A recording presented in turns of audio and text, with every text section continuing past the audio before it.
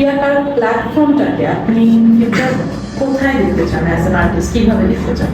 As an আমি বলবো যে I want to see at the top, like one of the, মানে যাতে সবাই ওইটার থ্রু চিনে যে লাইক ও ক্রিয়াকারও some of the best artist আর feature here. As an artist আমার মনে হয় যে ক্রিয়াকারক যেগুলো করছে আর্টিস্টের জন্য সেটা খুবই ওয়েলকামিং। আমার মনে হয় যে ক্রিয়াকারক বাংলাদেশে অ্যাটলিস্ট আর্টিস্ট বুকিং এর ক্ষেত্রে অথবা পেমেন্ট রিলেটেড ইস্যুর যে ঝামেলাগুলো আছে ওগুলো সব কিছু সমাধান করে একটা ভালো একটা প্ল্যাটফর্ম হিসেবে নিজেকে প্রতিষ্ঠিত করতে হবে। ক্রিয়াকারটাকে ইন ফিউচার আমি অনেক ভালো ভালো জায়গায় দেখি।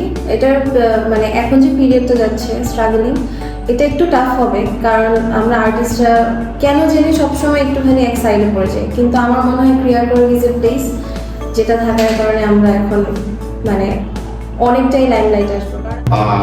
যারা হচ্ছে কি ইভেন্ট অর্গানাইজার তারা খুব ইজিলি মিউজিশিয়ানদের সাথে কানেক্টেড হতে পারবে, they can easily come into an agreement. So এটা আর কি আমরা যারা এই সেক্টরে আছি, এন্টারটেইনমেন্ট সেক্টর বা একজনের একটা প্যাশনের জায়গা যেটা কিনা প্রফেশনে কনভার্ট করতে কি আগে একটা বিগ রোল প্লে করবে। দেখো অনেক রিনাউন্ড একটা অ্যাপ হবে, এভরিওয়ান মানে যারা এই অ্যাপটা নিয়ে এখন জানে না তারা মানে মানুষের মুখে আমি এই অ্যাপটার নাম শুনতে পারবো, এই অ্যাপের মাধ্যমে আমি কাজ করি।